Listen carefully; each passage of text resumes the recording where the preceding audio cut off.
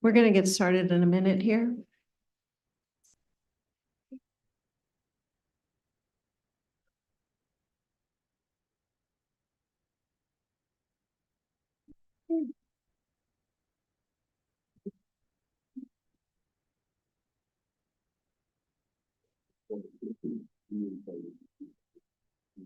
Welcome. Thank you so much to all of you for coming and joining us this evening. My name is Judy Gearhart. I'm a research professor with the Accountability Research Center.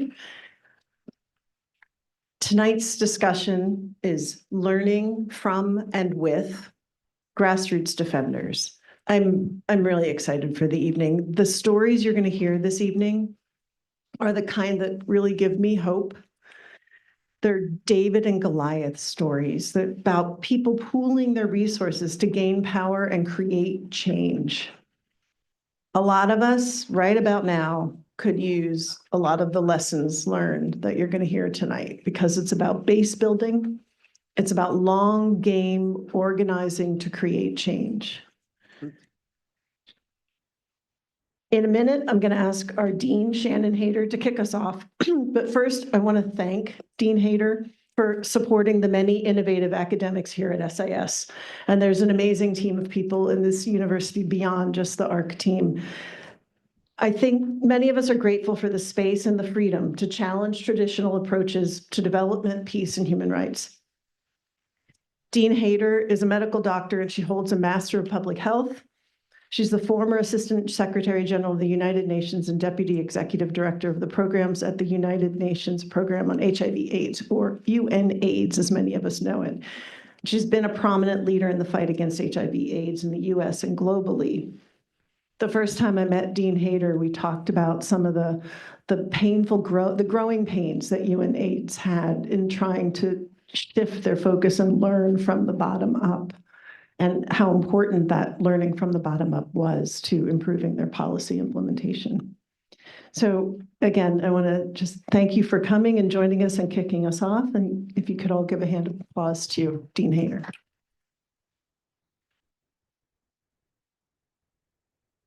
Thank you. Thank you. First of all, just welcome. I am so thrilled and privileged to just be able to say hello to you all here in our founders room. The work of ARC and the community of ARC adds so much to who we are here at SIS, here at AU. So I am thrilled to be part of this event to really spotlight just a little bit of the work of the Accountability Research Center. As you might already know, and you're going to hear even more about, their work bridges the research and grassroots participation and perspectives that really do advance the strategies that improve public and corporate accountability. So I know from the program today and the discussions we'll have, you will hear a lot about the what and the how of these partnerships in this work.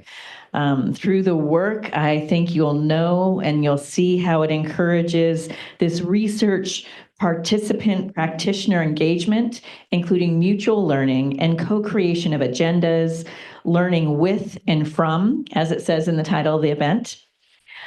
I think you'll see the what and the how that faculty initiatives that result in successful external partnerships add a lot of value. And I know you'll see a bit of the what and the how about how expanding our audience reach through the communication of research findings in a way that makes them accessible to non-academics really matters. But I'm also going to encourage you to very much listen for and ask about the why. I met with some of the researchers on Friday, and I said, imagine in the world, how much easier would your lives be if you didn't have to start a lot of your communication with new audiences about why what ARC does is actually very, very different and distinctive, and why that really matters to impact for people. Because I think sometimes, we're in a bubble where we know all this and we talk to people outside the bubble, and you have to explain it over and over and over again. You have to prove it over and over and over again. So I do hope that everyone in this room, when you leave here tonight, you will have incorporated and learned and interrogated and perhaps become a little bit of that voice of why this is so different, why it's so unique, and why it matters. Because the kind of work that ARC does doesn't happen overnight. And it only matters, I believe, because the passion and the commitments of the people who make it matter by being bold and brave to take a different approach to how to create change. So with that, I want to thank you to our faculty, Jonathan Fox, Judy Gearhart, Walter Flores, and our guests, Mariana Cepeda, Elmer Quinones, and Joy Aceron, and of course to Alice, helping with events, and Allison, and everybody else who's helped to pull this off tonight. So with this, back over to you, Judy. Thank you so much, Dean Hayter. And now it's really my honor to introduce Jonathan Fox. Jonathan and I actually know each other from way farther back when I was just beginning my activism in Mexico, and he was working on a project I was involved in. And I have to say, it didn't surprise me to come to AU and find that he had started this project. He's basically created the Accountability Research Center as a way to challenge traditional thinking. And he's assembled a team of people who sometimes I think we are part of your project, because if you want to do practitioner-led research, you want to build a team of practitioners, which is basically, I think, what I am and what my colleagues are. But he's been good enough to say, yes, you can fit your activism with your academics, and we can build something that really listens more deeply to the stakeholders we're trying to lift up.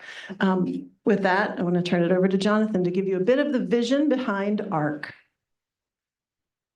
Thanks, Judy, and thanks to Dean Hayter for kicking us off, and to everyone who made this event possible. I'd like to begin by pointing out the connection between ARC's work and SIS's founding mission of waging peace, tucked in over there on the wall. Let's think for a minute, what does it mean to wage as a verb?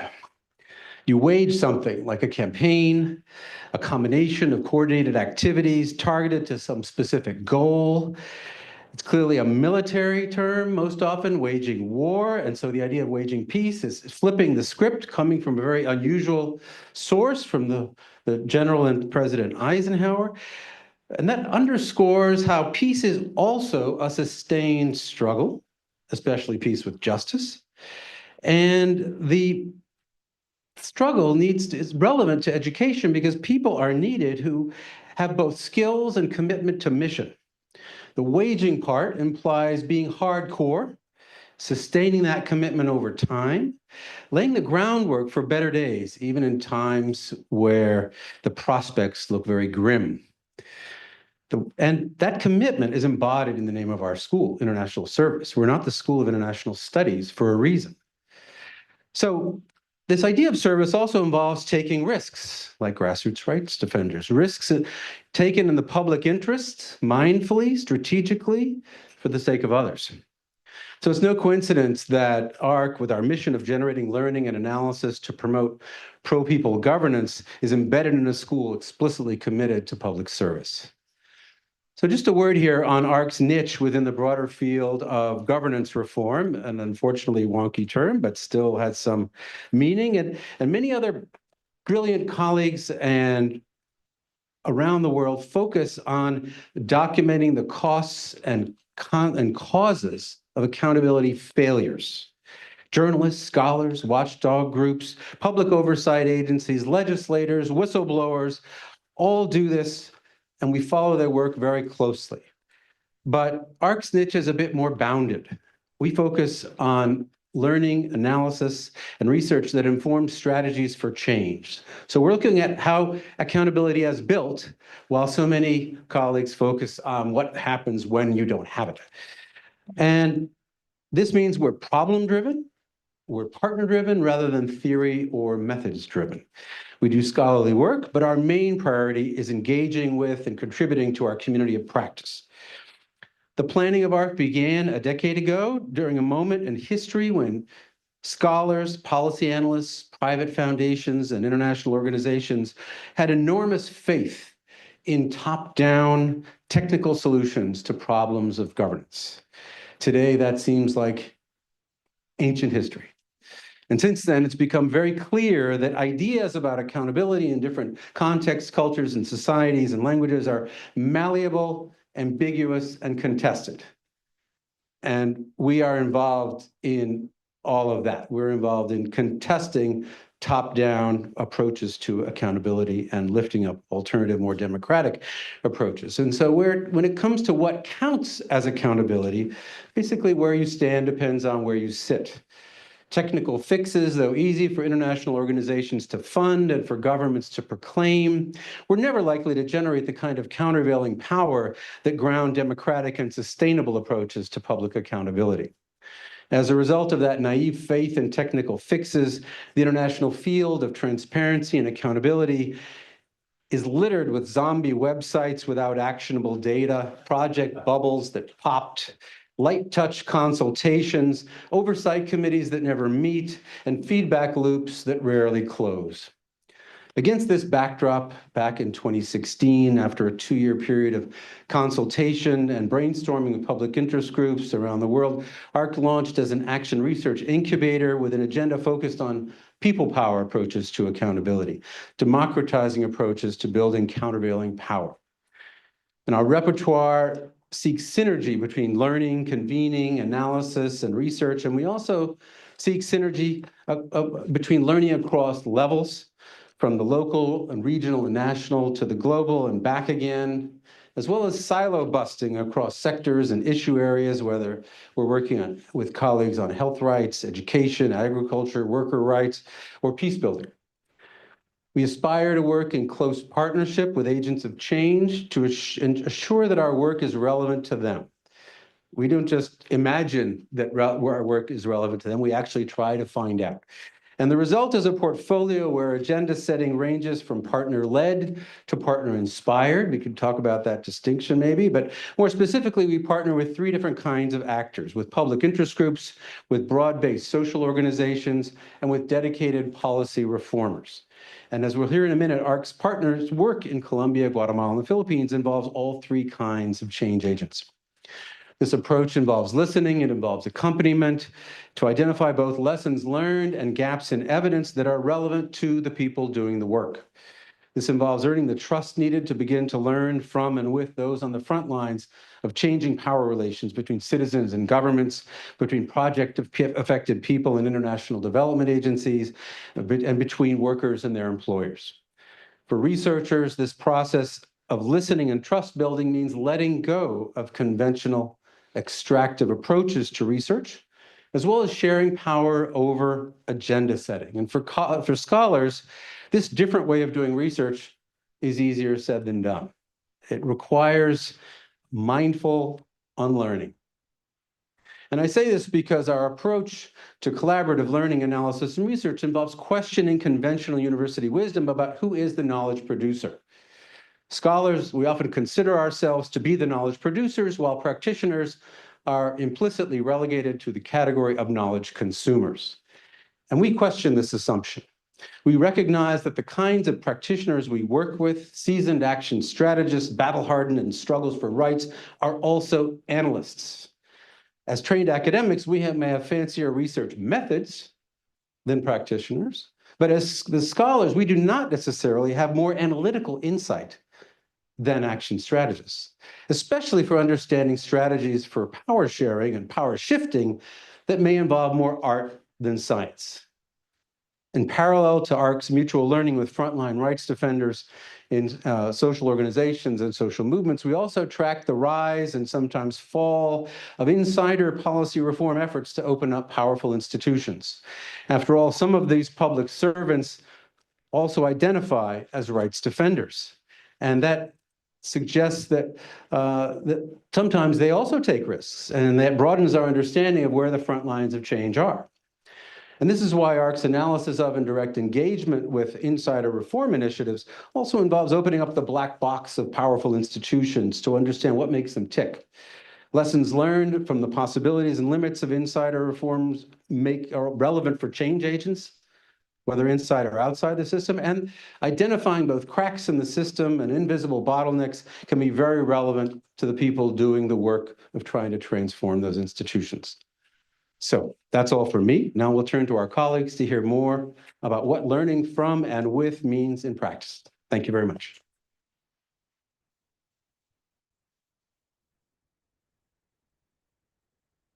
Thank you, Jonathan.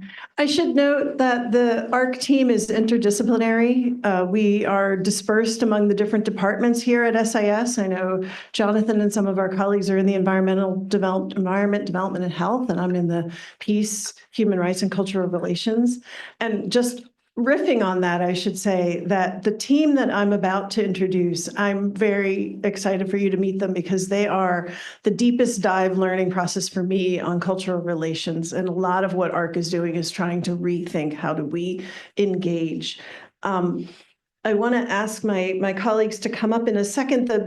The one thing I want to just add to frame this panel is so much of the policy world today, development practitioners are talking about locally led development. In my world of corporate accountability, business and human rights, everybody's talking about stakeholder engagement. The EU just passed a couple massive laws. It's all about stakeholder engagement. US trade policy is pushing for that. But what does stakeholder engagement mean if the stakeholders don't have the resources or the facilities or the ability or people who are listening, enabling them to lead the change? If we really want to create bottom-up change, we've got to enable those at the bottom to lead that change. And with that, I'm going to introduce you to 4 people who are some of my favorite and best teachers on these themes. So if you could just come up now. Walter Flores is going to share his work with a network of community watchdogs holding health workers accountable to indigenous communities in Guatemala.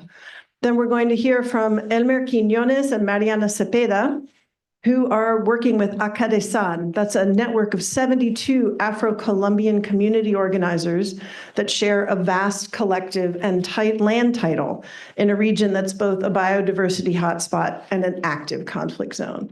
And last but not least, we have Joy Asaron, who is I wish we could bring Joy to the US because the organizing that she's doing in the Philippines, the bottom-up, multidisciplinary grassroots work and community building she's doing is something that I think we could really use a dose of here. I know, at least in my home state of Pennsylvania. And with that, thank you very much.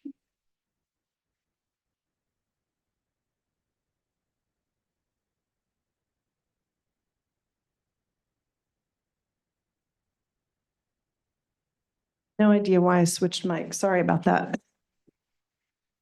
So we're going to start with questions to each of the 3 presentations here and go sort of in a couple rounds. And the first question is really starting with Walter, if you can talk about who are the rights defenders ARC is learning from, what binds them together, and how do they convert vision into action, and how does this collaboration work? Thank you. Great, thank you. Hi. So we have 2 organizations there that work hand in hand. The first one is a civil society organization and action research. And this is an interdisciplinary team of about 15 majority indigenous professionals that work from law, from public health, education, and they work hand in hand with a network of indigenous activists that come from environment, from women's rights, also from labor rights. But the difference is that all of them came together because they see that the problem of accessing quality healthcare services is a problem of structural and historical discrimination. It's not because there are no resources in the system. It's not that there are no public policies. In fact, Guatemala has a very strong progressive legal system. But it's the historical discrimination, structural racism, that they do not get resources there. So the idea of this network is that my struggle is the environment. But if I'm sick, I cannot continue my struggle. So my struggle is for women's rights. But if I'm sick, my struggle is not advancing. So all of them see health as a very crucial and core to their own struggles. So they come to work in health with a vision of a fight for rights that is not only health, but also for environment, for food security, for indigenous identity as well. So with these two groups is that we have been working since ARC was created, started in 2014.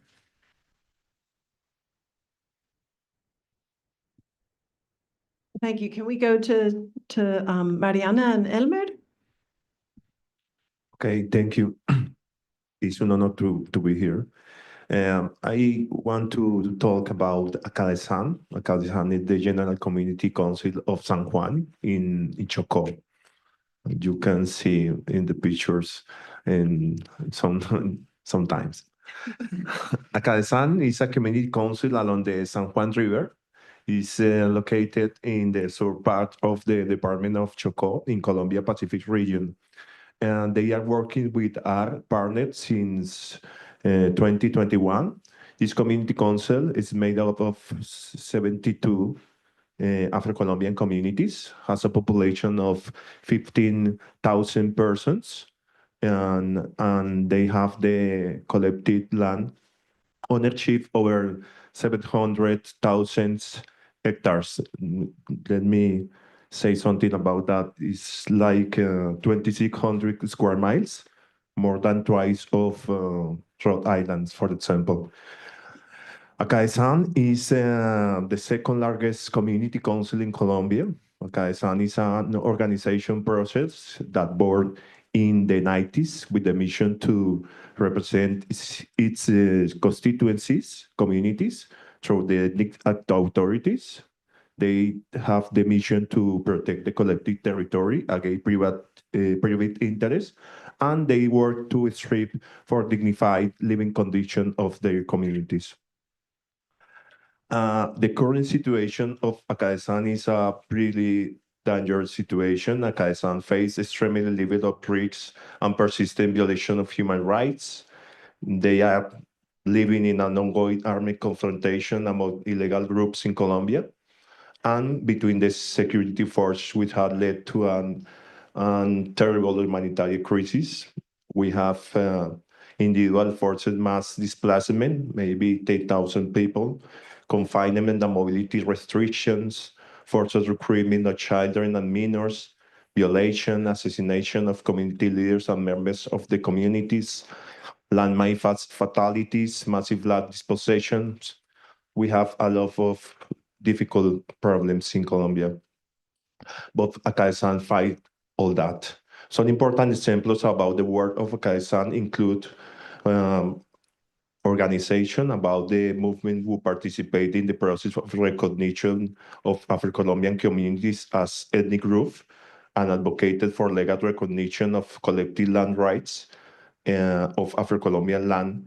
This is an amazing project because we have 200,000 Afro-Americans in the continent, but only the Colombians has a huge approach in protecting the collective rights.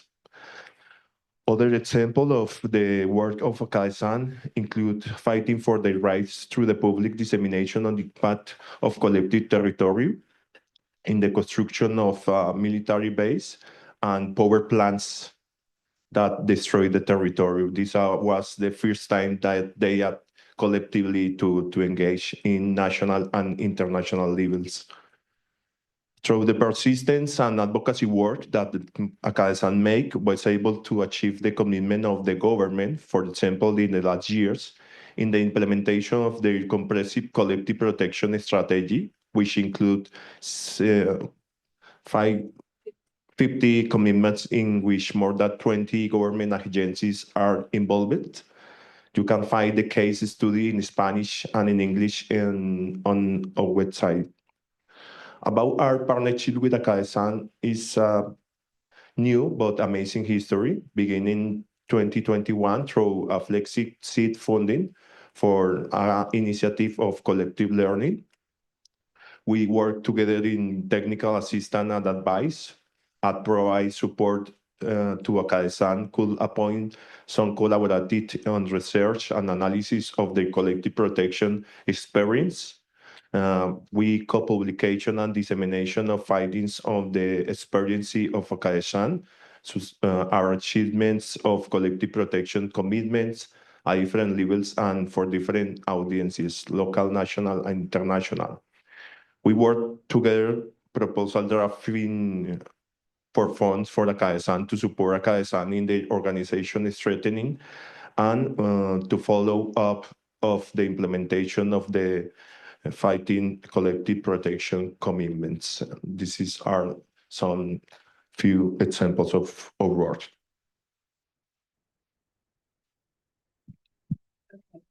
Thank you, Elmer. I want to come back to both you and Walter in a moment, but Joy, let's hear about the who with GWatch.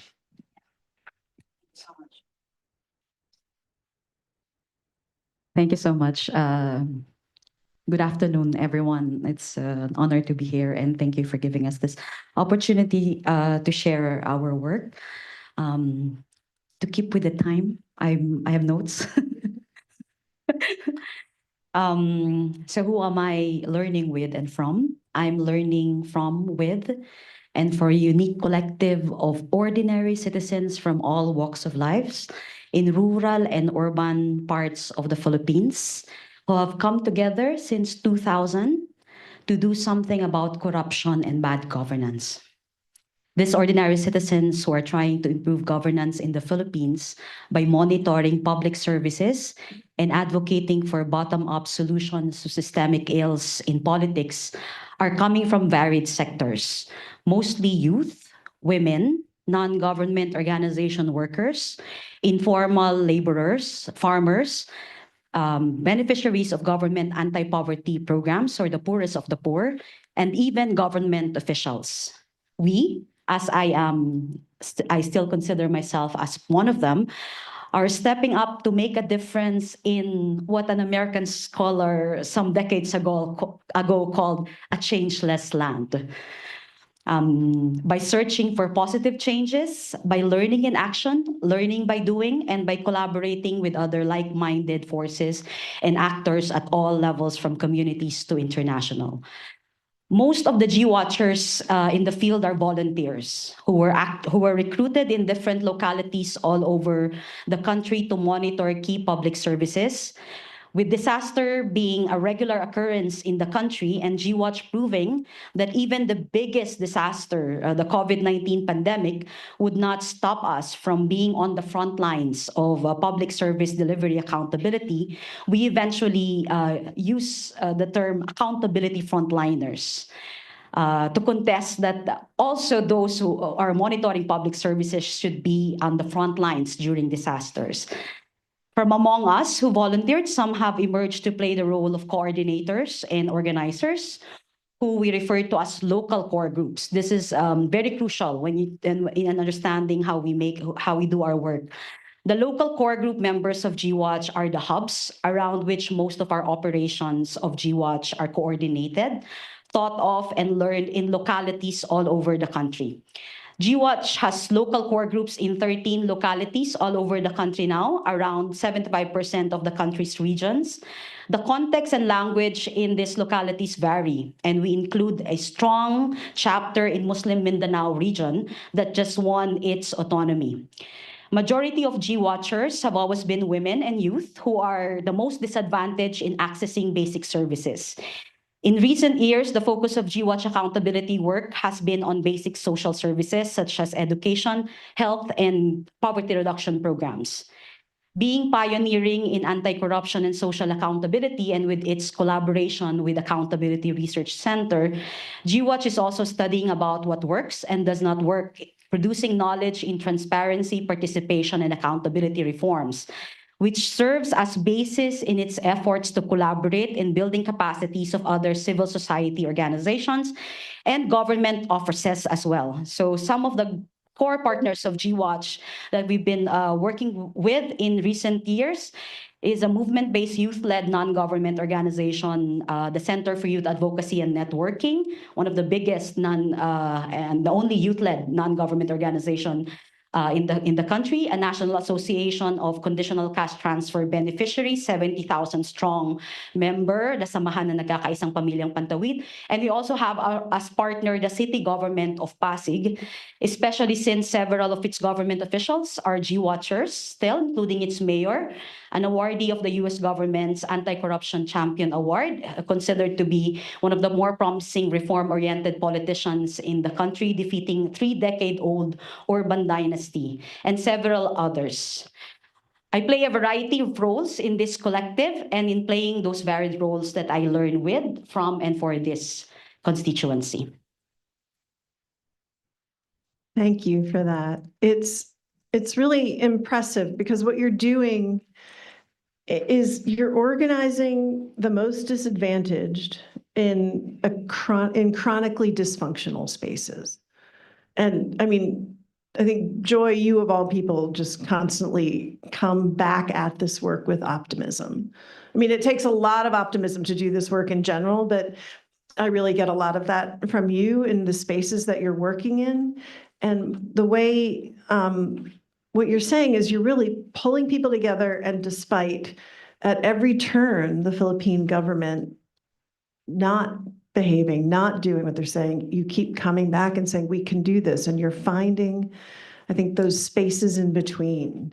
And it's really, it's an art form. And I want to turn to the next set of questions, but I also just want to highlight a couple things that both Walter and Elmer talked about. For those of you that know Colombia and Guatemala, these are incredibly violent contexts, and Elmer gave you some numbers on that. And Guatemala as well, I think most people are familiar with this, and you're working with some indigenous rural communities where they've experienced violence. And doing this kind of work with people who have generations of trauma really requires a different approach. And I think so often we're trying to do development planning or even human rights documentation where, I mean, I don't know if any of you have ever done one of these trips. You go in, you've got a couple weeks, you got to document. But I think it was Jonathan who said it's not just about the documentation. And there's so much more to it. So let's move to the question of the how. And just appreciating the context of the how gets really tricky in these spaces. Yeah, so frontline right activists, they are strategizing, innovating all the time. It's maybe they don't call it that way. They're not even aware that this is strategizing. They're just trying to overcome those barriers that all the time, structural barriers that appear for them to enjoy the human rights.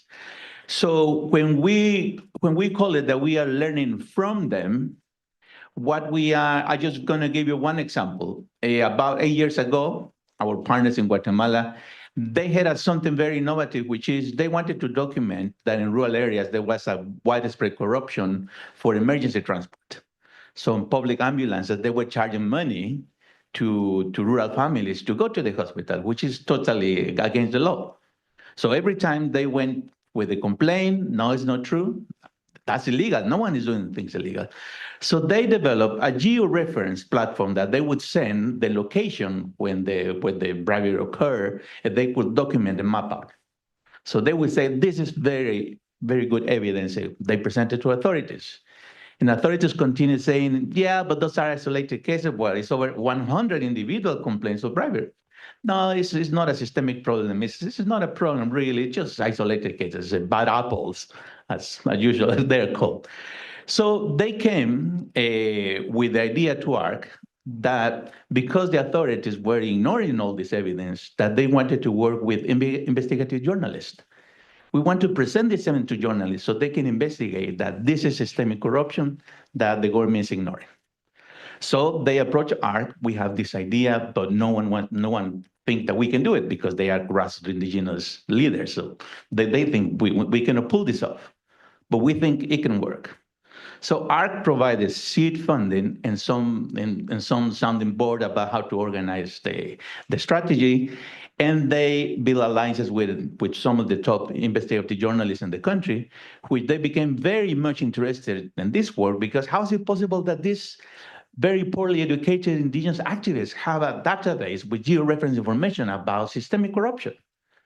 So they went and worked with the communities, collected all the information, and they published 3 different reports in one of the largest national media from the information that came from the communities that they verified information.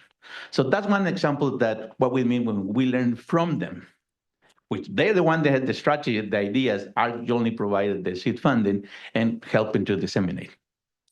When we say learning from, when we say we're learning with, is when they see that a problem that they are trying to solve, it requires more structural and more systemic engagement, and will require some other skills that they may not have there. But more importantly, it will require a partner that they can trust in thinking about this. So in those kind of the challenges, they invite ARC to become a partner to think about this problem, to design how to address this problem, and to get some funding to implement that. And those become action research projects that are co-designed with the partners. They co-write the proposals and they implement the project. So we have at this moment 3 of such those projects in Guatemala with those partners. One is about co-creation of public policies in 31 municipal government. The other one is on the impact of climate change on rural indigenous community. And the third one is what's happening to mental health for women, especially pregnant women that are in the middle of floods, everything created by climate change. So those projects, our partner invited ARC to work with them to think about that, to strategize about that. So that's what we call learning with, because we are learning together, our partners, ourselves, about how to do action research, about these different challenges. Talk about, Mariana, can you talk about the how? So I graduated from SIS in 2017, so I'm very excited to be here. So I think that there are several things we have learned with and from Akai-san in the past couple of years. As Elmer mentioned, ARC collaborated with Akai-san in the research and the publication of a case study that tells the experience of Akai-san's innovative advocacy strategy that led to reaching the 50 commitments of collective protection with the Colombian government in 2023.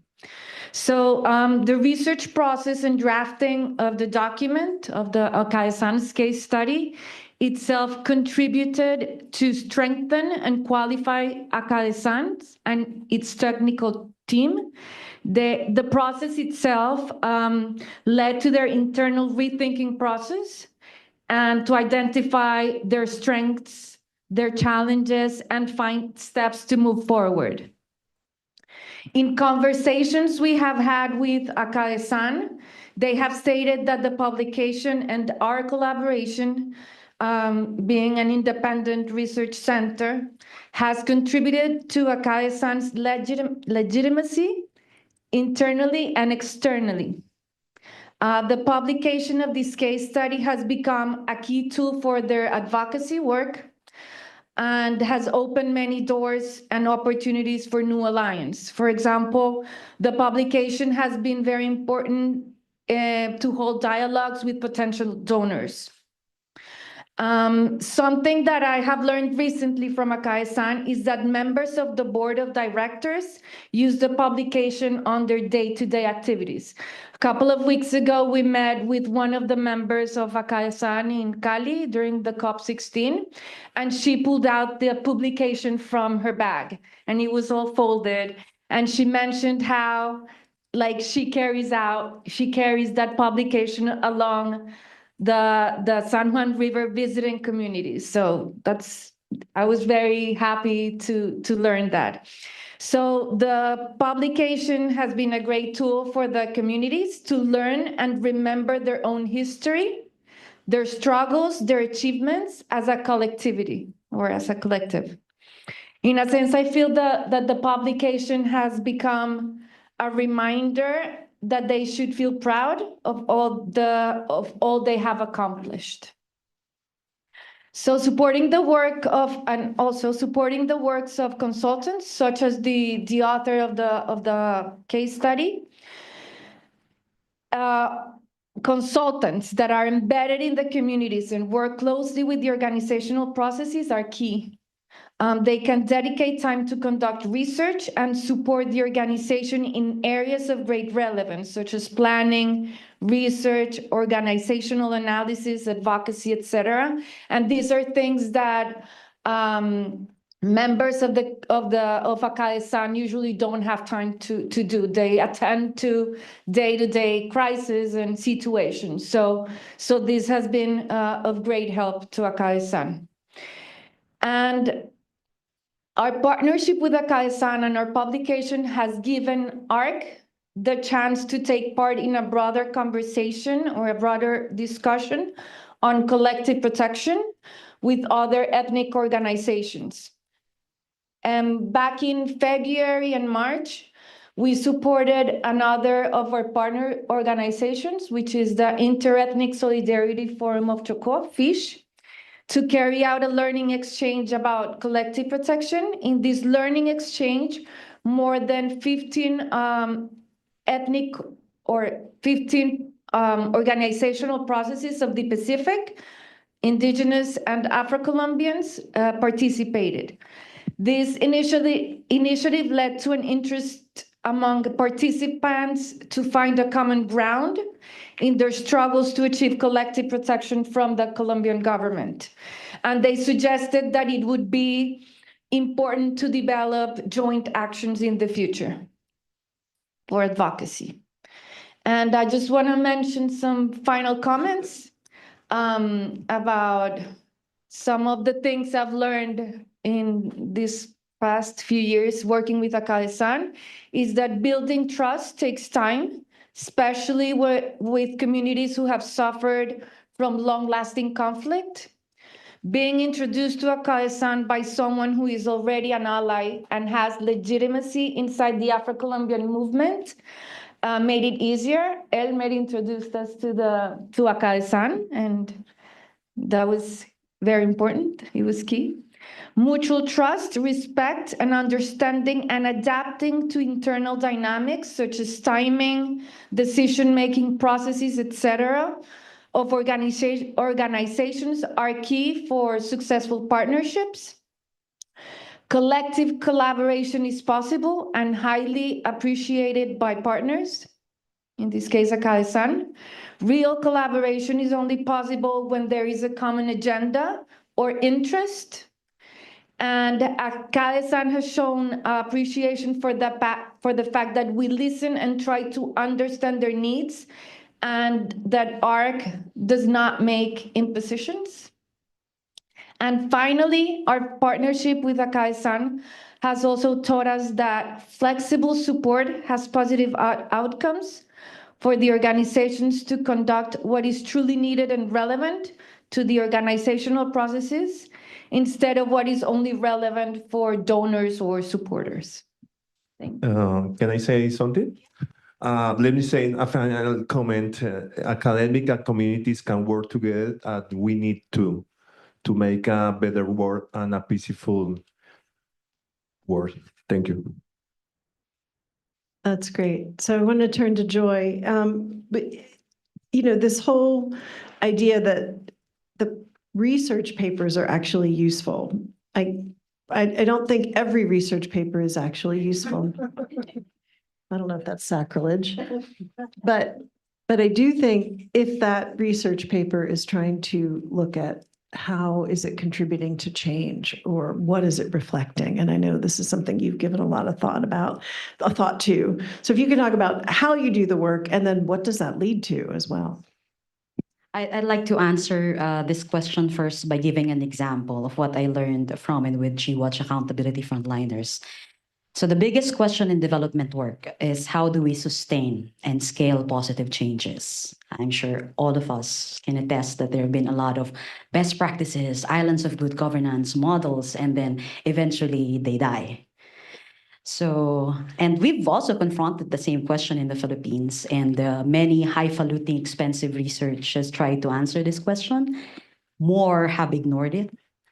So after decades of working with GWatch and learning with and from GWatchers and accountability frontliners all over the Philippines, the key lesson I learned is that gains in governance reforms and citizen empowerment can be sustained if and when we are able to strengthen and sustain movements.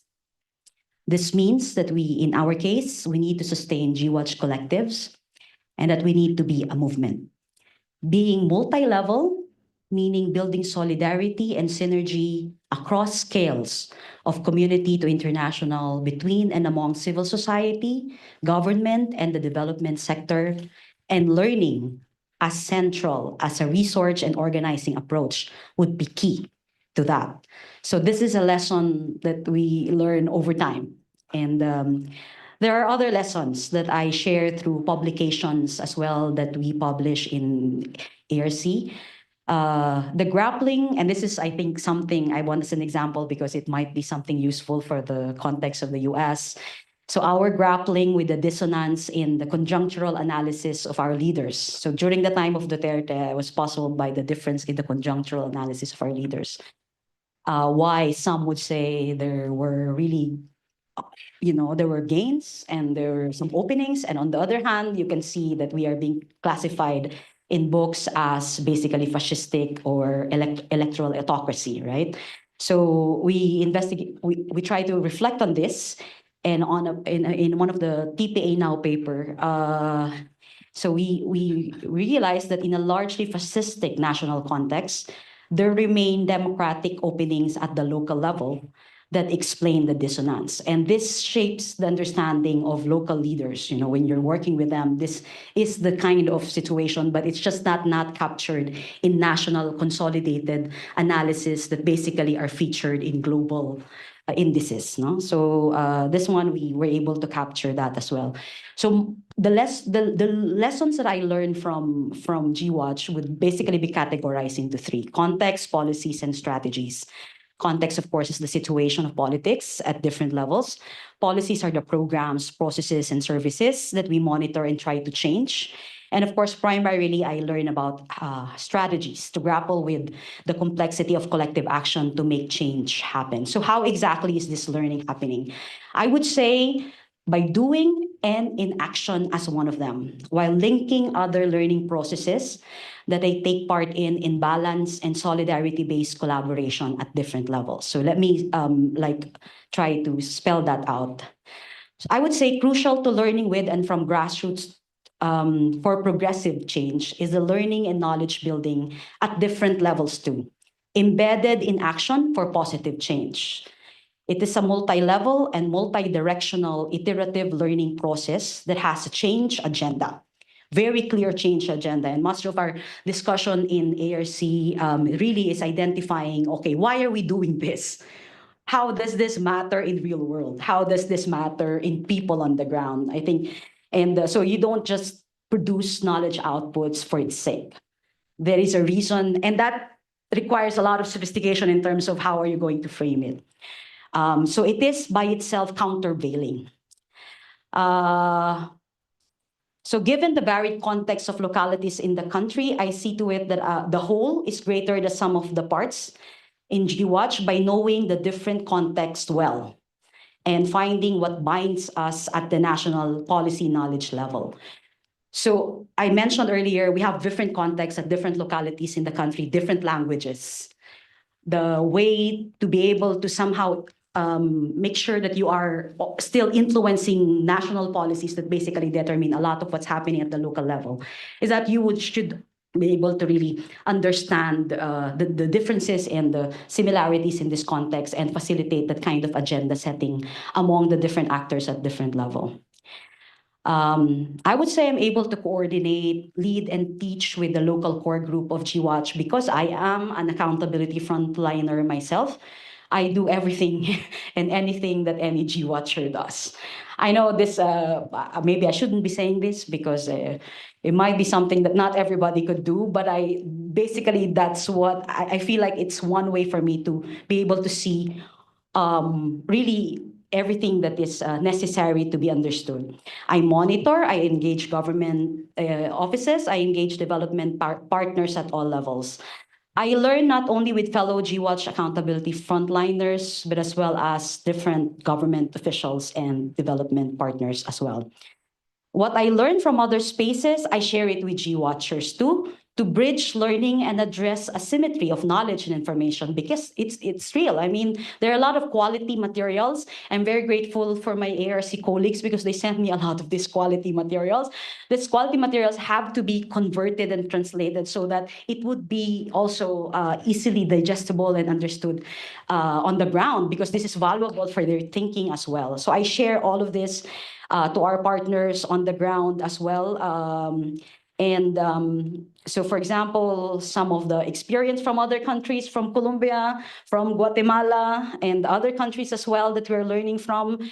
The latest think pieces, some of the thought leaders out there, such as Brendan, of course, would produce a lot of great thinking on government responsiveness. But something that probably, Manang Lita of Bohol, preacher there, may not know about, but would be very useful for her because she monitors procurement processes and would want her findings to be responded to by government, and know the difference between, say, being responsiveness and accountable responsiveness. And though those are really technical words, but when you actually are able to convert it to them in simple terms, it provides a very good way of making them critical of how they are engaging government. So it is a bridging process of how actions is informed by evidence or knowledge, and how knowledge building is informed by actions. It is multi-directional cross-pollination of ideas, and I'm sure Prof. Jonathan and I are already sharing same words here, that combines organic ground learning from actions and learning from mainstream conventional quality knowledge sources. And I want to just, now going back to the lesson that I earlier shared, the lesson changed the way we do things and how we organize ourselves. This is how we start applying and learning more about strategic approaches to accountability, such as vertical integration and sandwich strategies. And I want to think that there has been also uptake in many organizations. I guess the challenge there is, how do you ensure that the uptake would actually lead to progressive change and would not be assimilated and co-opted by right-wing and reactionary forces. More than 2 decades after, more than 2 decades after, post-Duterte, post-pandemic, I'm proud to say GWatch is stronger than ever. And with that comes the gains of collectively being empowered to fight for and make the governance of public services more transparent, participatory, and accountable. Thank you. Thank you. I want to give a round of applause, but I also want to start to invite people to ask questions.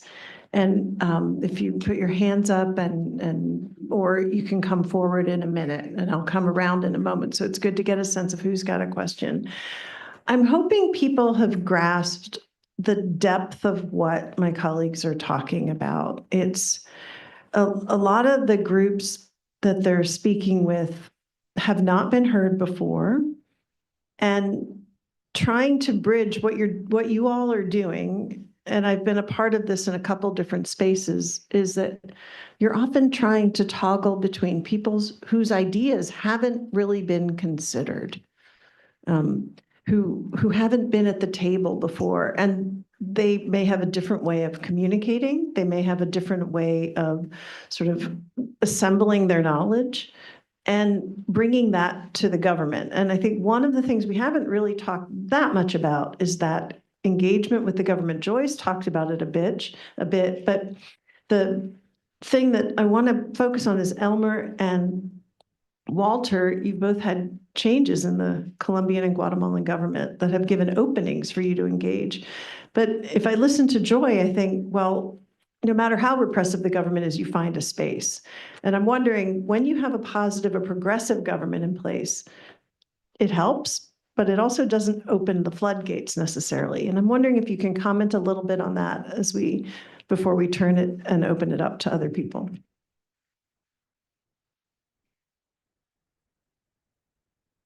If I can start, yeah. So this organization, the Partner in Guatemala, they always are very clear that they are independent and autonomous. So the strength is that, and now there's a new progressive government that is opening doors, but they are very clear that as soon as we perceive being too close to government, the support, the backup that we have from our communities is going to be into doubt.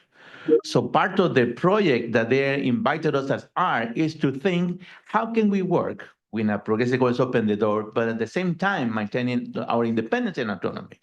So that's something that hasn't been done before, because very frequently, if you're invited, then you become a bureaucrat, or you become an advisor to a president of government. So you're already part of that. So they say, how can we take advantage of this government opening, but still maintaining our identity as a community grassroots that is engaging with this government, but still maintain autonomy and independence. So we have a 3.5-year project to think together about this, to do action research about how to build co-creation of public policies without giving up on the independence and the autonomy of grassroots organization. So yes, it's a whole, we think it's a whole field of knowledge that is very little written about that, how to work, project going, but at the same time, keeping what made this organization is stronger to begin with.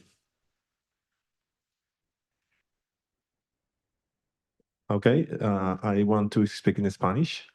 Yo creo que es un cambio fundamental porque cuando nosotros tenemos estos gobiernos que se cierran, la lucha a veces es para protegernos del gobierno, para protegernos de todos los actores que el gobierno nos desprotege.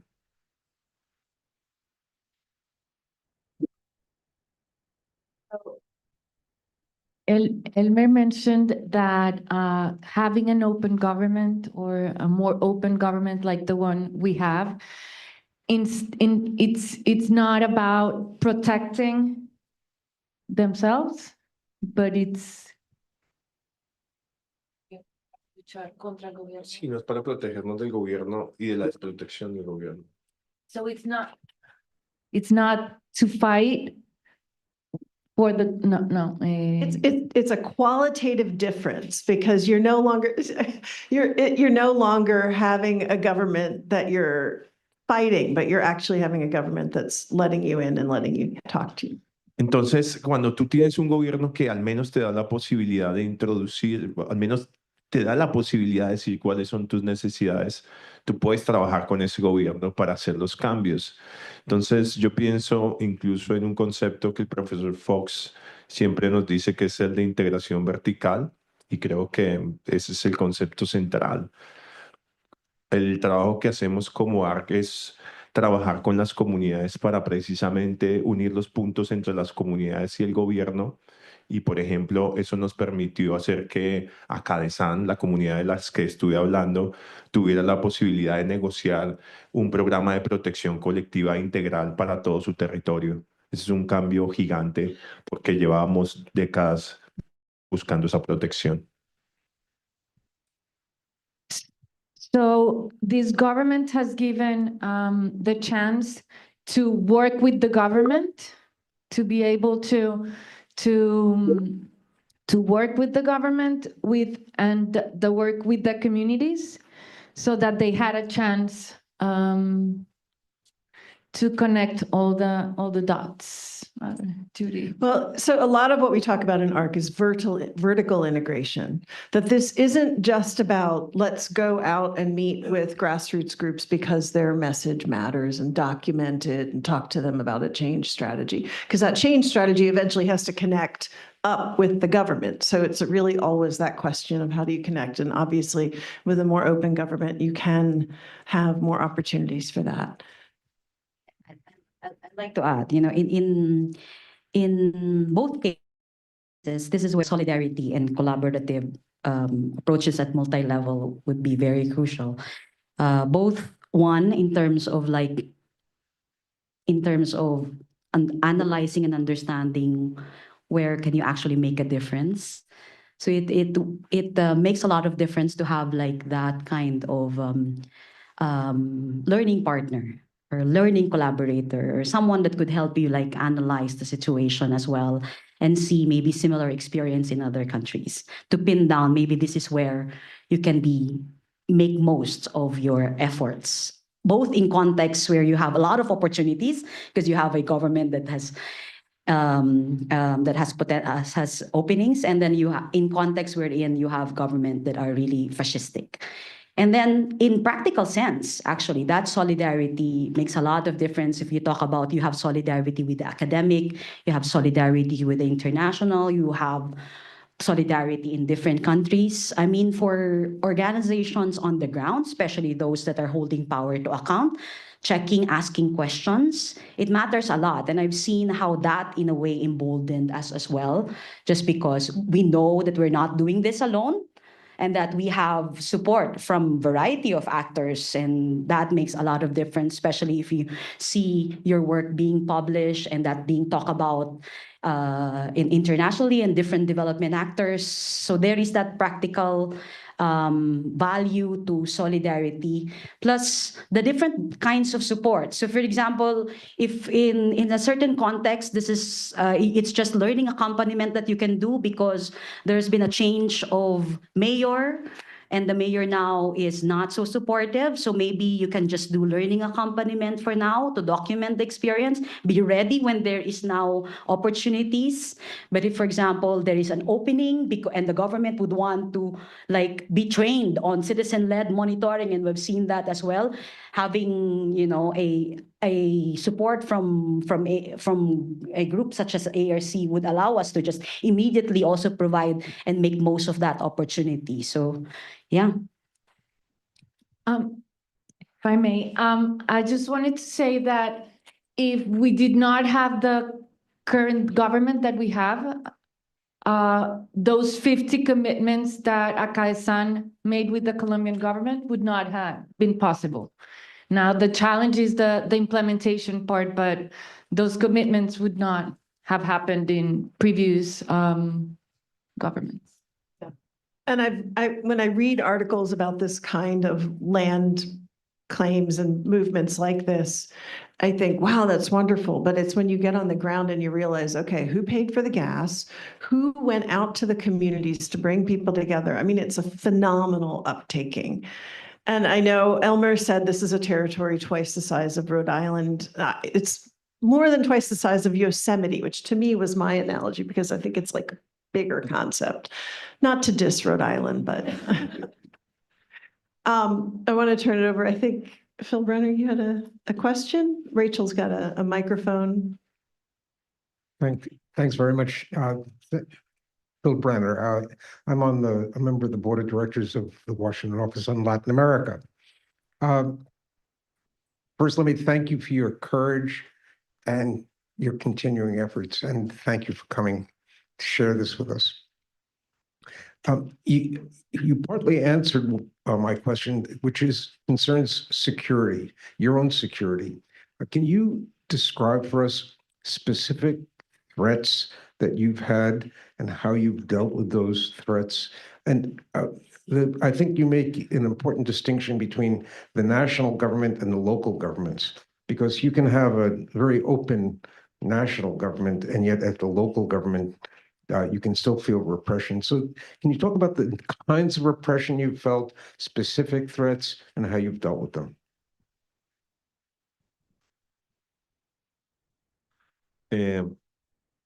Primero, agradecer que estés en la Junta de Dirección de WOLA, porque WOLA ha sido tal vez la organización más importante para nosotros aquí en los Estados Unidos.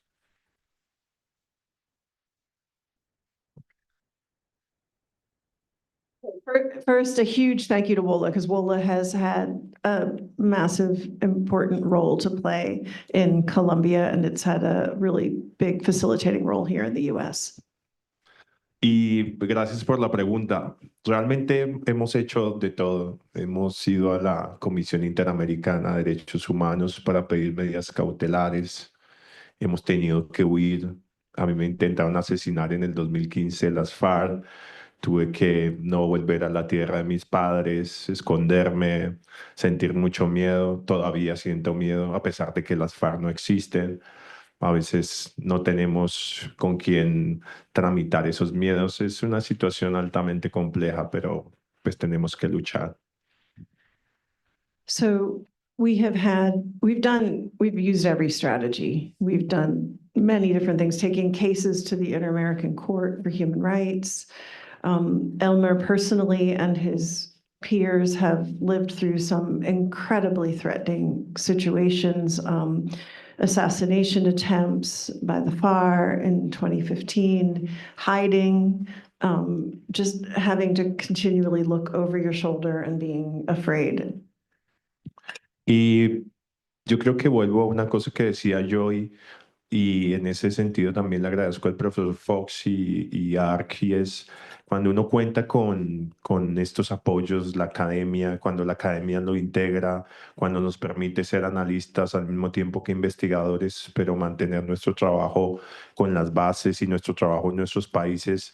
Lo que les decía de que la academia y que las organizaciones de base pueden trabajar juntos para transformar el mundo se hace realidad. I want to retake something Joy mentioned. It's that really this bridge between academia and the community-based organizations, that coming together really can transform the world, because groups like theirs, what I'm understanding is that when they're under threat and there's an outside voice or an outside body that helps them reflect, analyze, document, and I know Jonathan said it's not about the documentation. It's much more about how does that lead to change. So I would say the strategizing together. And Joy has mentioned a couple times solidarity. Solidarity is this amorphous concept that we don't talk enough about, but it really does matter. So I'd like to answer. When we started, we called ourselves anti-corruption, the work that we do. And at that time, we would face some even death threats from government officials. And then we changed to social accountability, and then eventually constructive accountability. We were still doing the same thing, but not not. I noticed that there's been a kind of an attitude change. We still. I want to answer this because I want to also call attention that even, for example, groups that would already try to find spaces where there could be openings, because and there could be constructive accountability, that kind of work. There are still a variety of risks that we face. I mean, there were still some of us who got red tagged. The approach that was used in Dumaguete, for example, is that we have allies in government. So we have allies at the barangay level. This is the smallest, lowest level of. So we work with our allies in government to be able to kind of tell the military that we are not, we are not among the ones that you're targeting. But even say monitors that we have, I mean, there are some government officials who would subject them to adversarial reactions that would cause mental health problems, and especially when we actually mobilize young people to do this work and tell them that you need to do this as citizen. So there would be that kind of risk still, even if you already try to do some precautionary efforts to, in a way, work in spaces where there is possibilities of opening and collaboration. Thank you. Do we have other questions? Yes. Hi, because you are supported by ARC, was there ever a situation where a local government, maybe at the central level, said that this is being supported by the US and kind of foreign interference along those lines?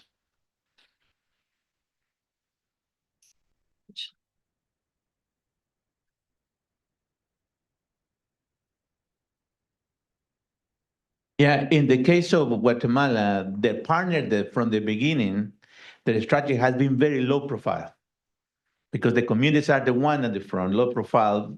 First, because to make clear that they are only supporting the community struggle. So they are not leading the work. And secondly, it does also help communities because the organization gets funding from many foundations in the US and Europe, and any external funding would be a problem for that. And ARC and the partners followed with them has also been followed that principle. I mean, ARC name doesn't even appear in the country. And it's not the interest of ARC either. If there is an event with funding from ARC, you should have our logo, our branding, nothing like that. It's not even like that. In some publications, which is for international audience, yes, it appears together with our partners. But yeah, the strategy has been that it doesn't even have a name in the country. Well, this is also I think the unique aspect of ARC, because I am ARC and I'm a Filipino and I've been an activist for a very long time. So they do not necessarily can say that it is just an international organization, right? So I think that's the value of having like embedded members of the team who are based here in DC, but are also in a way embedded in local context or are actually from there and have actually been an activist there. So they cannot say it's actually a foreign intervention. This is me doing something about my country and being part of an international solidarity. Say, even as someone who's not embedded and not an activist in a certain place, but having worked in Ivory Coast and Ghana for many, many years, just coming in and asking the questions and convening a conversation has helped bring different groups together to talk to each other. And the fact that our whole mission is to not be in the front, we're not the ones leading the campaign letter, we're just learning with and from. It's a different process. And so we're sort of like the fly on the wall asking good questions, so to speak, which I think has facilitated some of the activism in the spaces I've been in.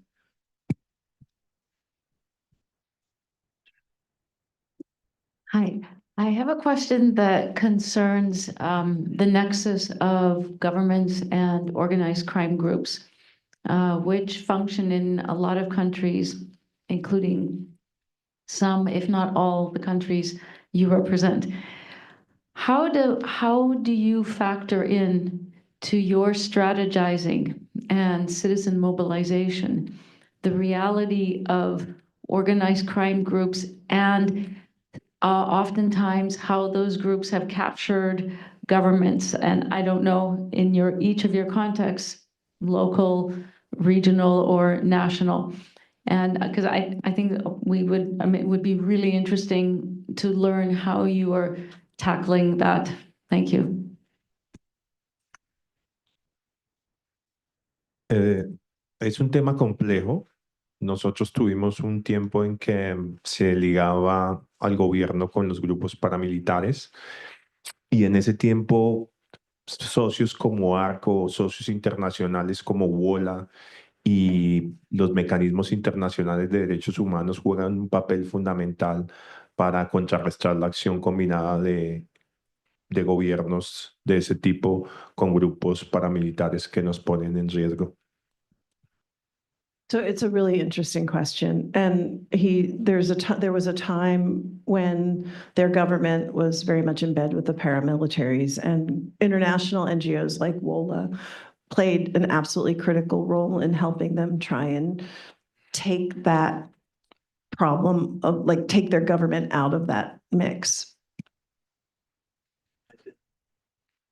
Yeah, in the case of Guatemala, because this organization work in very rural areas and with local government, it's still not much of an issue. It's an issue in municipalities at the borders, and most of the issue is at the national level. However, what they face, the threat that they face is from transnational corporations, because in those communities, there is mining, there is palm oil, and there's a whole conflict about the indigenous land. So in many cases, the death threats come from transnational corporations, and they have their own private army and all of that. So it's really not much different if you see the level of threat, whether it's from organized crime or from transnational corporation, but it's a high level of risk from this extractive industries. So in GWatch, we understand accountability is like accountability ecosystem. So election is considered as one of the part of the accountability ecosystem that we are looking into, and that's where we are seeing this as a problem in terms of how it actually influences money politics, and how it influences elections. So now my engagement at the regional level, so at the ASEAN level, has brought this attention because has brought us this problem because it's been noted that there are also some contracts that are actually that need to be looked into more closely because it might be related to this, and it could be a platform to organize cross-country at the ASEAN level. So it's more because if you talk about organized crime, it's really across different countries, and they operate at the national level, and it could be an opening actually to in when you do procurement monitoring, for example. But we're still exploring this. I'm glad you asked that, Shaska, because I know this is one of the areas in anti-corruption that needs to be looked into more closely. And yeah, we're seeing it as an opportunity to organize with other organizations in different ASEAN countries. So I just want to add to that while the microphone goes around, because I've been working a lot with artisanal fishers in Mexico very recently. And the deeper I go with my relationship with the Confederation of Mexican Fisher Cooperatives, the more I understand the dynamics in their communities. And you have a lot of, along the coastal areas, because the coastal areas have been neglected for so long, you have a lot of presence of the narco-trafficking narco traffickers who are sort of embedded in this almost organic way in some of the communities. But then there's this assumption that happens from a lot of the international community. Oh, the artisanal fishers, they're obviously working with the narcos. And it's like, no, actually, once you get to know them, they're your first line of resistance. And if some of their members maybe had to go run an errand because they were forced, are you going to then say, I'm not going to work with this grassroots group because they're victims of sometimes that kind of relationship?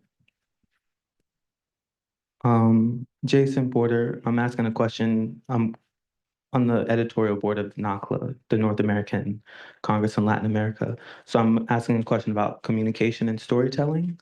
Two questions, and I don't want to center violence in my question, so I apologize if it comes off that way. I'm wondering how intergenerational work shapes communication, listening, storytelling. I think oftentimes the conversations are different when there's children in the room, when elders are speaking. And then my second question is, what role does journalism play, local journalism in particular, and how can we best support local journalism in telling these stories and communication? Thank you very much.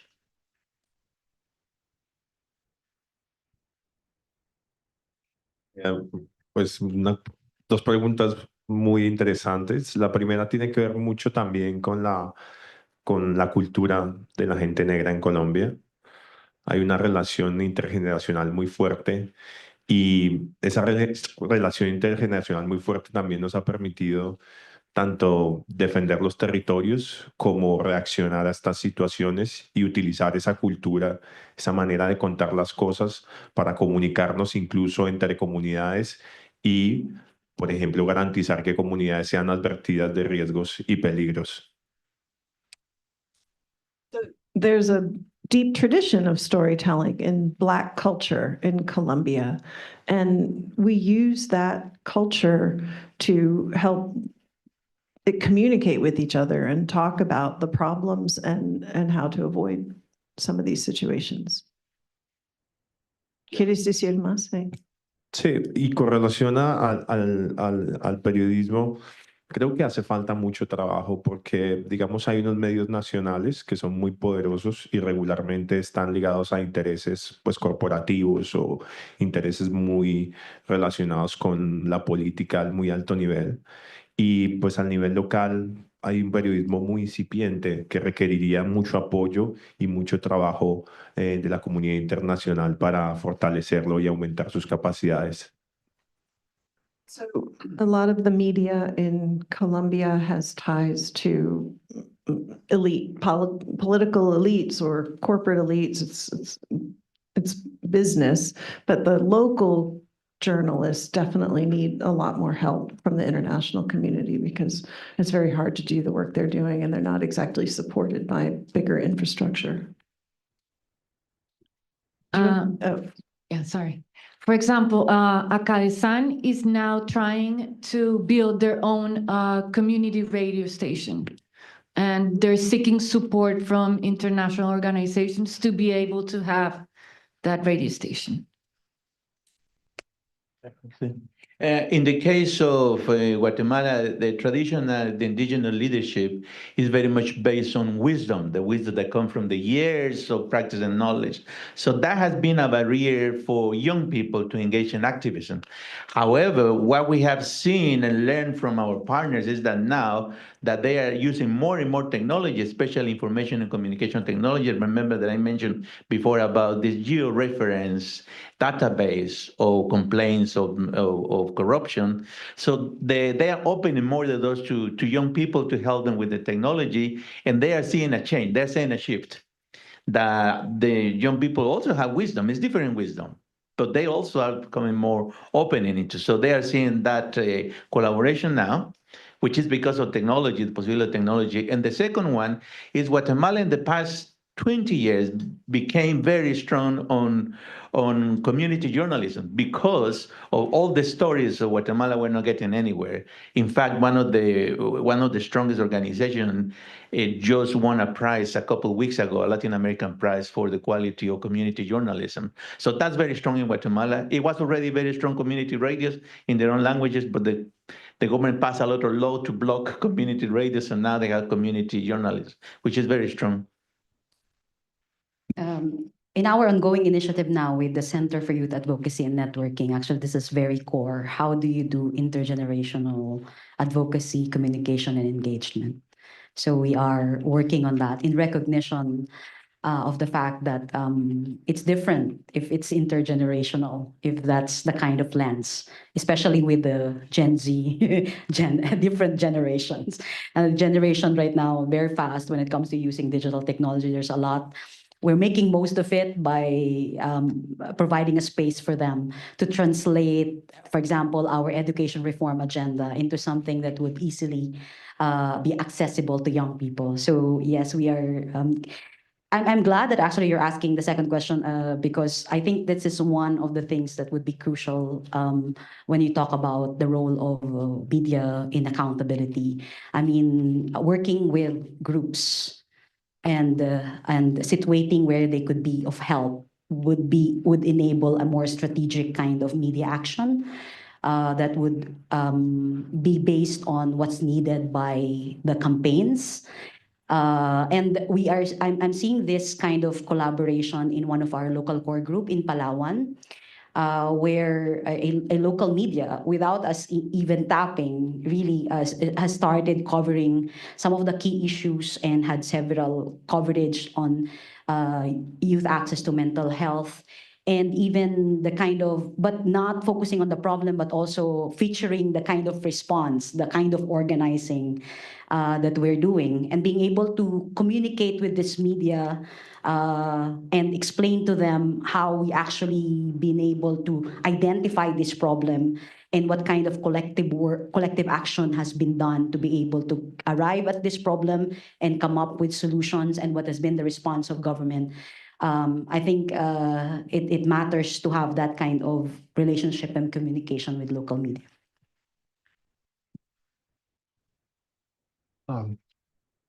Is this on? Okay, yes.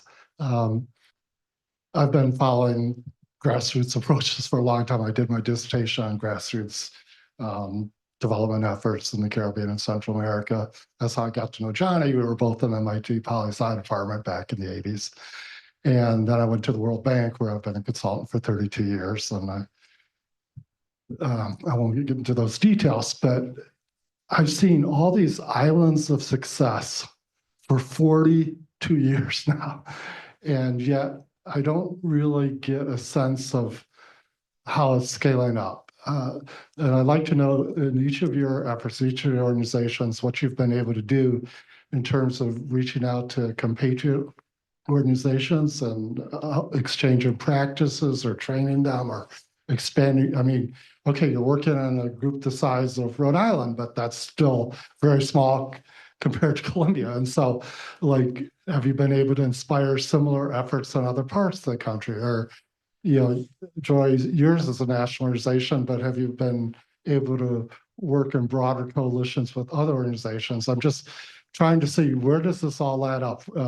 It's change at a micro level, but I'm always, I guess because of my work at the World Bank, I'm interested in macro level change. Thank you. Yeah, that's a great question. I think the problem has not been the grassroots per se, but the development aid industry. Because, for instance, in Guatemala, there are many NGOs, even multilateral organizations, wanted to come and see that work. But when they see that it is led by the grassroots, they have their own autonomy and independence. They do not accept branding if you give us funding, all of that. They do not like that because they need to have the branding. If we gave you the money, the branding, and also they do not accept community-led work. We have a solution, we bring the solution, the money, and you will implement that. So I'm totally convinced, and I've seen it in different countries where I work, the same problem.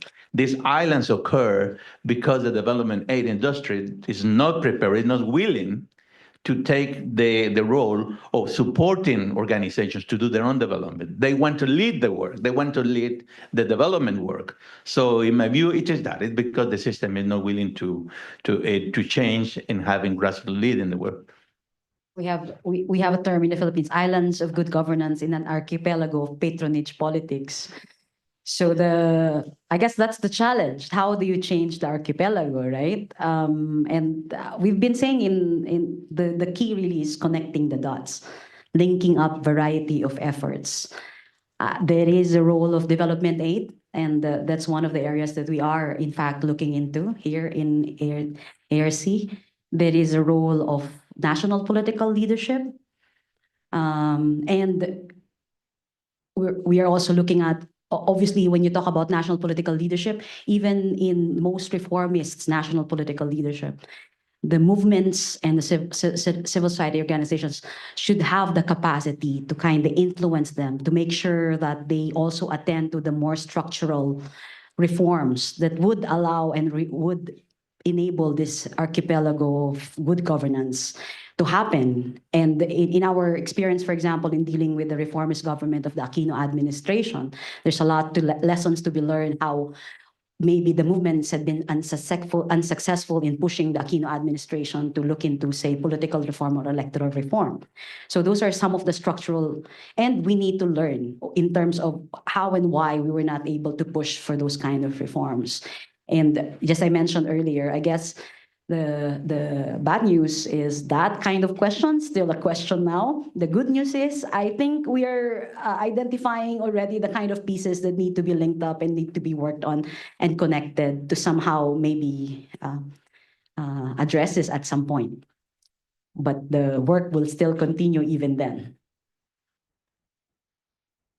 So I think Mariana's going to also, but that's such a good question. I have to comment on it because I think sometimes scale has actually disabled some of these programs and their ability to grow up because you have these large-ish projects by comparison that come in from the outside. And I've seen it happen where then like the US government says they want to localize aid, and this is what Joy is referring to. Our colleague Jeff Halleck here is writing a dissertation about this. The US government says they want to localize aid, but then how do you actually get that money to those local groups? What it looks like is it looks like a big grant to a large organization here in the US that then disperses it, maybe somewhat, little by little, but it's still based on their vision, their metrics, their need to report.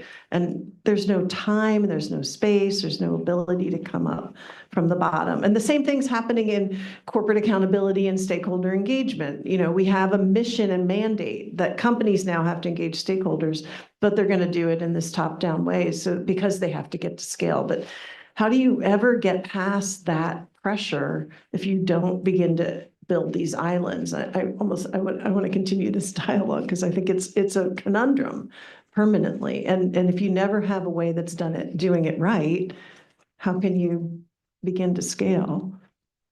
But Elmer or Mariana, do you have a comment on how to go beyond where you are, beyond your 2 Rhode Islands? No, I just want to mention a specific work that we've done in ARC.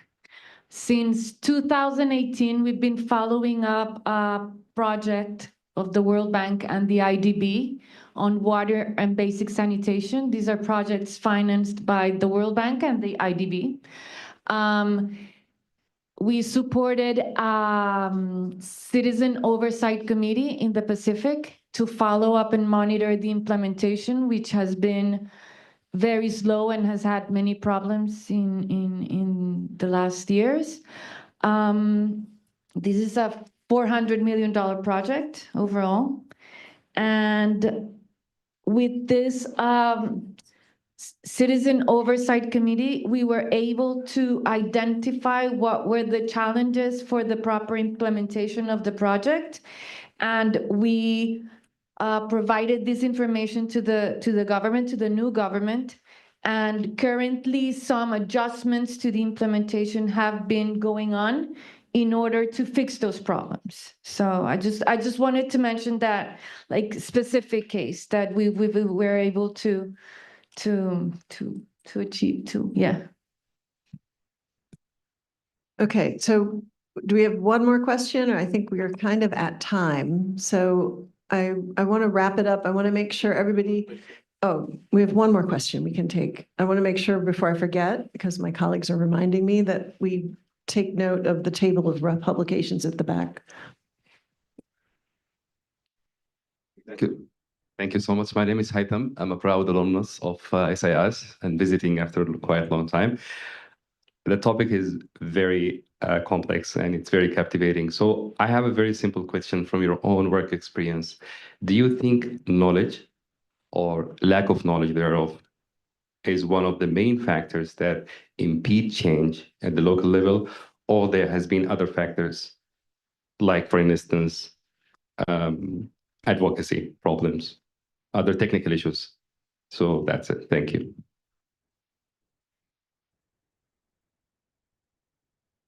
Sí, yo creo que el conocimiento es uno de los factores centrales, pero otro de los factores centrales es la exclusión sistemática o el racismo sistemático que viven millones de personas en América, y el silencio que hay a veces en la academia y la falta de acción de los gobiernos a todo nivel para responder a eso. Con relación al conocimiento, pues ese racismo sistemático y esa exclusión sistemática se nota en la falta de infraestructura educativa, sobre todo en los niveles secundarios y educación terciaria, que es lo que particularmente estas universidades podrían ayudar a diseminar y compartir. Can you please come organize here, Elmer? Okay, so he's speaking to a theme that I think the US should be learning from. So basically he's saying knowledge is key. But the big problem is exclusion, and especially when there's systemic racist exclusion in the school systems. And this is really difficult in his country for people to access secondary and tertiary education, which makes it just sort of perpetuates the inequality, especially when there's systemic racism in that access. Yeah. I think more than knowledge, the problem is power relations. Because in the field, at least the field that I work in, global health, we have almost all the technologies that we need already to solve all the diseases in the world. We have the knowledge as well. It's relatively easy nowadays with the communication knowledge to transfer that knowledge. But the issue that just having the knowledge and having information technology is not sufficient. You need to have access to power. And again, we go back to the main issue that I was mentioning, Guatemala being affected by structural and historical discrimination, racism. Then that is the main barrier, because the knowledge is there. It's very easy to take the knowledge. The technology is also there, but accessing power, especially political power and decision making, is the main barrier. And for this community rights defender, they have it very clear. This is the challenges is not only to receive one workshop training or to receive a one paper, one communication, is how do we enhance our skill or our countervailing power to continue access more and more into the decision making. And I want to also just build on that, here, I think the countervailing proposition is that knowledge is power.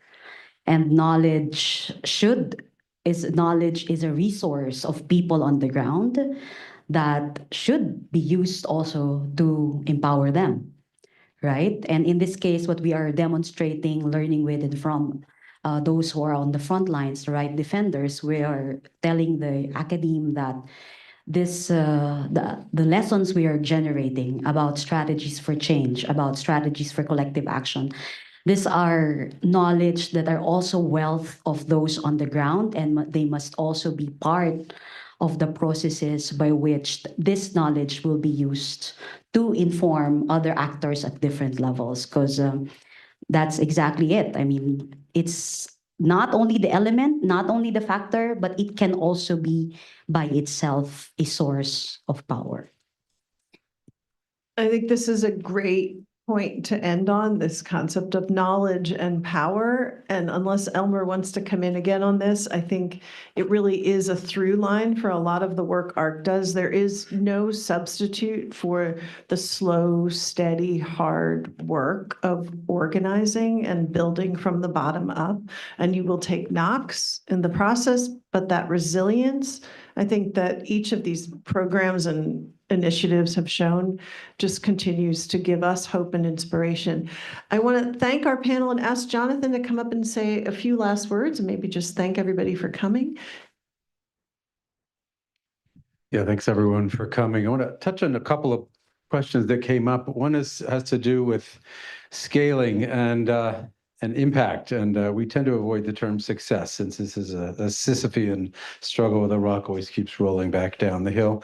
But in the Guatemalan experience of our partners, they were on the cusp of massive scaling. They were invited to collaborate by the incoming new democratic, hopeful government. The health minister was in listening mode to a remarkable degree and wanted to learn. He was willing to learn from and with.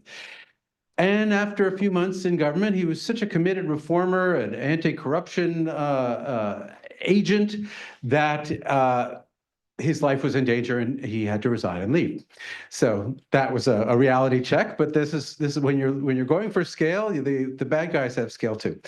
One quick point on the question about whether working with a U.S. organization like ARC could put partners at risk. This is something we certainly try to be very mindful of, not only taking a back seat, but also one of the key measures that we take to limit risk to our partners is that we do not seek U.S. government funding. So we can say we are not that makes a huge difference in some settings. In other settings, it's a subtle difference, but that's one of the measures that we take. On the issue of scale, also, an organization like Agadesan, it's a community council which has, by any standards, a vast amount of land in their name that they're struggling to defend against various kinds of invaders. But it is emblematic of an entire layer of Colombian civil society, rural, Black, and Indigenous civil society that have title to the land as a result of previous waves of advocacy and organizing, which in the remarkable case of the collective titling of Afro-descendant land was enabled in part because of the work of alliances with insider reformists in the World Bank, of all places, in the 1990s. So what we're seeing now as the most crucial, broad-based democratic building blocks of this part of rural civil society is a legacy of previous waves of advocacy struggle, which we have written about with Noah Rosen and Elmer and one of the sandwich strategies studies there. So that we're not exclusively contemporary in our focus. We're also looking at what are the past advocacy wins that left a series of handholds and pathways for continuing to move these struggles forward. And then just to end, a last point that connects the dots on Jason's question about both intergenerational work and also Shaska's point about the threats from various kinds of armed actors, not only organized crime, which is, again, in the case of Akadesan, this is something that I learned in being a fly on the wall in one of the learning exchanges around the collective protection advocacy agenda, one of these exchanges that Mariana and Elmer and other colleagues organized. So when I saw the list of 50 commitments with 20 different government agencies, which from where they said it was a huge breakthrough to push for a whole of government approach to helping this organization defend itself against various invaders, this looked like a very sort of disparate list of demands. Like, how is all of this, how is it collective protection that you have an advocacy agenda with the education ministry? How is it collective protection that you have an advocacy agenda with to get a community radio? How is it community radio collective protection? What is your advocacy ask for collective protection with the culture ministry, with the sports ministry? And so by going into listening mode, it became clear that one of the main threats that this organization faces is that their young people are being heavily recruited by the illegal armed actors that are offering them an alternative way of being, an alternative collective identity. And so from the point of view of the grassroots leaders who in Akadesan and their counterpart organizations throughout rural Colombia who are risking their lives, one of their ways to address these threats is to create meaningful alternatives for their youth so that they have their own boats to bring their own people to their own educational programs, to their own autonomous cultural programs, their own sense of building collective identity with their own sports programs, with their own community radio, so that young people can learn how to and gain control over the technology to communicate not only with each other, but also, it turns out they use the community radio to communicate with the armed actors, to explain to the armed actors why they're not a threat to them and should leave them alone. And so this was, again, I just mentioned this as a final example of what learning from actually means. That what, for me as an outsider, looked like a laundry list of whatever you might wish to have turned out to be part of a coherent, articulated strategy based on their immediate needs and agendas. So with that, thank you very much. Thank you for wrapping that up. Snacks over here. I want to.